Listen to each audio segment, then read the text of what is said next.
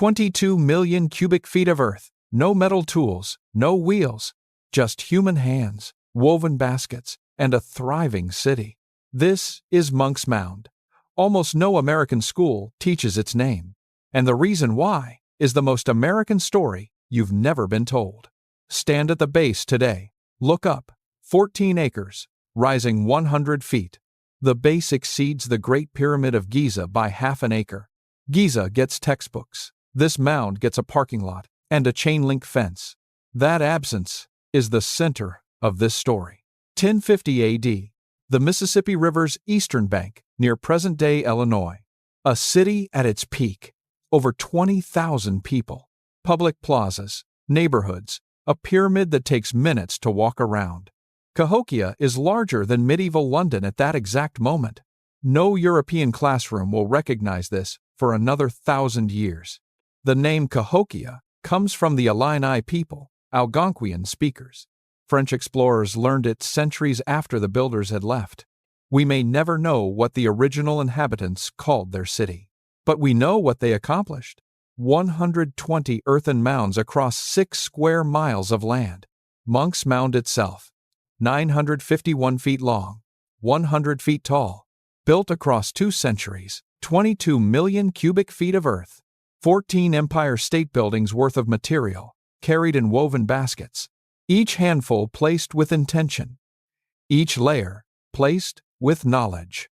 The builders selected specific soils for precise drainage and stability, different clay compositions for structural support and weathering resistance, distinct layers for distinct engineering purposes that still hold today. 900 years later, that precision remains intact. This is civil engineering, not accident or folklore. At the spring and autumn equinoxes, the rising sun aligned with specific posts, marking seasonal cycles that governed agriculture and ceremony. The city was not random. It was not accidental. It was designed. By 1050 A.D., the greater metropolitan area of Cahokia, including surrounding communities, may have held 40,000 to 100,000 people by some archaeological estimates. This is not a village. This is a civilization. So why does almost no one know its name? The answer starts in the 19th century, with a myth so convenient it lasted 200 years. In popular American culture, the mounds of the Mississippi Valley were explained by what is now called the mound builder myth. The claim, a lost, non-indigenous, often described as white, race, had built the mounds and had since vanished. This idea removed indigenous people from their own architecture, placing a fictional civilization between the mounds and the obvious answer. The obvious answer was standing right there, the descendants of the builders. In 1894, Cyrus Thomas, of the Smithsonian Institution's Bureau of Ethnology, published a definitive report. The mounds were built by the ancestors of living native peoples. The evidence was conclusive. The myth should have ended there. It did not. Versions of the lost race theory still circulate today, on cable television, in tourist shops, in comment sections. The persistence of the myth is not a mystery. It is a policy. Because if the mounds were built by a vanished race, no living nation has a claim to them. And if no living nation has a claim, then sovereignty, co-management, and consultation become irrelevant questions. That framing has consequences that reach directly into the present, into budget hearings in Springfield, Illinois, and tribal council chambers in Pawhuska, Oklahoma. But to understand those consequences, follow what actually happened to Cahokia, not the myth, but the evidence.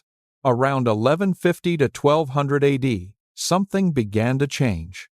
In 2019, a research team led by A.J. White published sediment core analysis from Horseshoe Lake, directly adjacent to the site. The cores showed fecal stanols, direct biological evidence of large human populations, peaking at Cahokia's height, then declining. The same cores showed evidence of flooding events beginning around 1150 to 1200 CE. Paleoecological data documented deforestation of surrounding uplands. The timber that built the city and fueled its fires had stripped the watershed. Prolonged drought, stripped forests, flooding from a destabilized watershed. Political fragmentation under stress. Cahokia did not vanish mysteriously. It declined under specific, documented pressures, the same pressures that have collapsed urban centers on every continent. By 1250, the population was in sustained decline. By 1400, the urban core was largely abandoned as a major population center. But the people did not vanish. The Osage Nation, the Quapaw Nation, and other Dejan Siwan and Central Algonquian-speaking peoples maintain oral histories connecting their nations to the greater Cahokia region. Those oral histories are not legend. They are not folklore. They are historical evidence, a form of documentation that archaeologists, including Timothy Pauketot, have increasingly engaged as a serious source alongside the material record. Pauketot, a University of Illinois archaeologist, wrote in his 2009 book on Cahokia, "The city was the center of a religious and political movement that reshaped the continent. The nations who carry that history forward are distinct from one another: Osage, Quapaw, Omaha, Ponca, and others, and their relationships to the site are not interchangeable. Each nation's connection is specific. Collapsing them into a single category called Cahokia descendants erases the very distinctions that make their oral histories meaningful." This is the tension that UNESCO walked into on October 27, 1982. And what UNESCO did next, and what it failed to require, nobody teaches alongside the designation plaque. On that date, UNESCO added Cahokia Mounds to the World Heritage List, reference number 198. One of the most significant pre-Columbian settlements north of Mexico, now carrying the highest international heritage designation, it was a moment of formal global recognition. It was also the beginning of a quiet contradiction. The UNESCO designation conferred international prestige. It brought no management authority. It transferred no funds. Under U.S. federal law, UNESCO World Heritage status does not require Indigenous consultation unless the site also carries federal land status or National Historic Landmark obligations that trigger tribal consultation requirements. Cahokia Mounds is state-owned Illinois land. That legal detail, state ownership, is the hinge on which the entire governance debate turns. The Illinois Historic Preservation Agency accepted the UNESCO honor and formalized state management of the site. Illinois also set the budget. By 2008, the Cahokia Mounds Museum Society and state preservationists raised public alarm that the Illinois state budget allocation for the site had fallen to levels threatening basic infrastructure, visitor center operations, ongoing archaeological monitoring, the physical maintenance of the mounds themselves. As of the early 2020s, Illinois' annual state budget for Cahokia Mounds has been reported at approximately $1 to $2 million per year. Compare that to Stonehenge in the United Kingdom, a UNESCO World Heritage Site of roughly comparable international significance, which receives hundreds of millions in annual public investment, $1 to $2 million for the largest pre-Columbian earthwork north of Mexico. The plaque went up, the pipes kept rusting. This funding gap is not an accident of bureaucracy or oversight. It is a policy choice. And naming it as such is the beginning of a real conversation. But here is where the debate becomes genuinely complicated, because the people most affected by that policy choice are not a single unified voice. There are at least two distinct positions inside the Indigenous community regarding the UNESCO designation itself, and presenting only one is a distortion. So let us do what this channel is built to do: present both sides at full strength without declaring a winner. The first position, UNESCO designation, despite its flaws, provides a legal and diplomatic framework that must be used more aggressively to compel adequate state funding. Advocates in this position point to international precedent. At Uluru-Kata Tjuta National Park in Australia, the Anangu people hold formal co-management authority over the site alongside the national government. The UNESCO framework supported, rather than prevented, that co-management structure. If it worked in Australia, the argument goes, it can work in Illinois. If tribal nations and their allies use the international attention the designation creates to force legislative change at the state level, the advocates for this position argue that abandoning or criticizing the UNESCO designation weakens the one international lever currently available. Their position: the problem is not the designation. The problem is the failure to enforce its implicit obligations.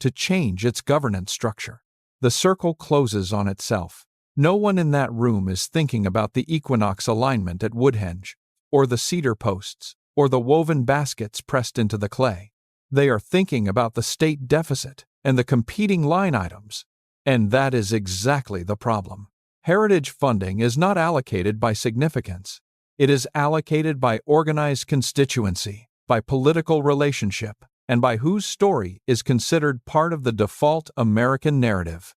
European heritage sites in the United States, colonial-era forts, plantation houses, early American government buildings, receive substantially more consistent state and federal support than pre-Columbian indigenous sites. That pattern is not random. It reflects a foundational assumption about whose history counts as American history. If Cahokia's 20,000 residents in 1050 AD do not appear in the story Americans tell about themselves, then Cahokia's mounds do not generate the constituent pressure that produces funding. And if the mounds do not receive adequate funding, they deteriorate, slowly, incrementally, without a single dramatic moment that generates headlines. Deferred maintenance on earthen structures is invisible until it is catastrophic. The advocates for increased funding make a straightforward case: match the international designation with proportionate state investment. If UNESCO status means anything as a practical matter, it should mean that Illinois funds this site at a level consistent with a World Heritage Site, not at $1 to $2 million per year. The counterposition from some fiscal voices in Illinois is equally direct. The state has competing obligations, and heritage sites compete with schools, roads, and healthcare for limited revenue. Prioritization of Cahokia over other needs requires a political argument about values, not just a heritage argument about significance. Both positions are, within their own frameworks, coherent. But here is what the fiscal framing obscures: the funding gap between Cahokia and comparable European heritage sites is not the result of neutral budget competition. It is the downstream consequence of a 200-year narrative that made indigenous civilization invisible as a political category. You cannot separate the budget line from the story that preceded it. And here is where the evidence gets harder to ignore, because the governance debate and the funding debate are not separate problems. They are the same problem wearing two different faces.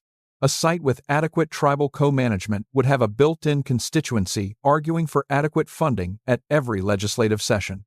The Osage Nation, the Quapaw Nation, and their allies would have standing, formal, structural standing, to appear before the Illinois legislature and make the case. Without co-management, tribal voices at budget hearings are advisory at best, easily dismissed. The governance deficit and the funding deficit reinforce each other. Fix one and you begin to pressure the other. But the tribal advocates who are skeptical of the UNESCO framework raise a harder question inside this logic. If tribal nations engage the UNESCO framework to push for co-management, are they legitimizing a designation that was made without their consent? Are they trading sovereignty recognition for a seat at a table that was built without them? This is not a rhetorical question. It is the practical dilemma facing Osage and Quapaw cultural liaisons right now. Work within the existing system, which was built on their exclusion, to gain partial authority, or refuse that system's terms entirely and argue for a framework that starts from indigenous sovereignty rather than state ownership. The first path is pragmatic. It accepts compromise as a tactic. The second path is principled. It refuses to treat an injustice as a neutral starting point. Neither path is wrong. Neither is obviously right. And the people most affected by that choice are the ones who must live with the consequences of either option. Timothy Pawcatat's scholarship has done something important for this debate. It has insisted on Cahokia's specificity. Not a generic ancient civilization. Not a romantic ruin. A specific political and religious center at a specific moment, built by specific peoples whose descendants are alive and have names. His 2009 synthesis describes Cahokia as the center of a religious movement, a Mississippian world religion, that spread outward from this city along trade networks reaching from the Gulf Coast to the Great Lakes. The mounds were not storage units or defensive fortifications. They were the architecture of a belief system. When the Osage Nation's cultural liaisons speak about their connection to this landscape, they are not making an abstract claim of heritage. They are describing a relationship between a living belief system and the physical form that belief system built.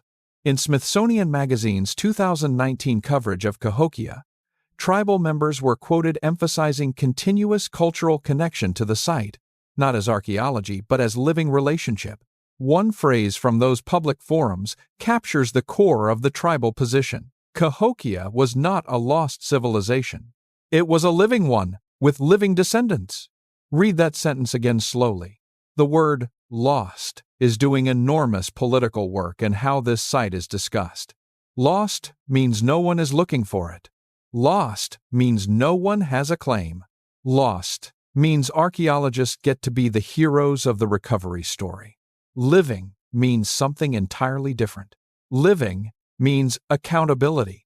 Living means consultation. Living means co-management has a specific human constituency, not just a principle. The archaeological community is not monolithic on this question. A growing number of researchers, following Pawcatat's lead, have begun treating tribal oral histories as primary sources alongside material evidence, not as supplementary color commentary. That shift in methodology is not just academic courtesy. It changes the evidentiary weight of tribal claims about connection to the site. If Osage oral histories about the greater Cahokia region are valid historical evidence, and the methodological argument for treating them that way is serious, then the Osage Nation's claim to co-management authority rests on historical documentation, not sentiment. That reframing changes the legal and policy conversation entirely, but it also reveals the complexity inside the tribal community itself. The Osage Nation's relationship to the Cahokia region is distinct from the Quapaw Nation's relationship. Both are distinct from the connections maintained by Omaha, Ponca, and other Dejin-Siwan nations. A co-management framework that treats all descendant nations as interchangeable would repeat the same error that collapsed their distinct identities into the single useless category of mound builders. Any governance solution that does not account for the specificity of each nation's oral history and cultural relationship to the site is not a solution. It is a new version of the same erasure. The absence from that room in 1982 is not a minor procedural oversight. It is the origin point of every governance problem that follows. UNESCO's framework in 1982 did not require Indigenous consultation. Neither did U.S. federal law as applied to state-owned land. The legal structure available was used. The structure was inadequate. The inadequacy was not accidental. International heritage law in the 1980s was built on assumptions about nation-state sovereignty that explicitly subordinated Indigenous governance claims. Those assumptions have since been challenged by the UN Declaration on the Rights of Indigenous Peoples, adopted in 2007, and by the Uluru co-management model and its successors. But the Cahokia designation predates all of those developments by decades. Updating its governance structure to reflect current international norms would require Illinois to act voluntarily, because no law currently compels it. Illinois has not acted, but the most revealing part of this story is still ahead, because the debate about who manages Monks Mound is also a debate about what America is willing to say it got wrong. As of 2024 and 2025, debates over Indigenous co-management of heritage sites are actively shaping U.S. federal and state heritage policy discussions. Cahokia is cited by advocates as a test case, a place where the question can be asked in concrete terms rather than theoretical ones. The questions being asked in policy circles are specific. Can UNESCO World Heritage status be leveraged through diplomatic pressure and public advocacy to compel adequate state funding even when no law requires it? Can Illinois be persuaded, without federal mandate, to create a formal co-management structure with the Osage Nation, the Quapaw Nation, and other descendant peoples? And if such a structure were created, which nations would hold seats? On what terms? With what authority? These are not philosophical questions. They are legislative drafting questions. They require specific answers. The people who care about Cahokia's governance have to speak two languages simultaneously: the language of moral principle and the language of political constituency.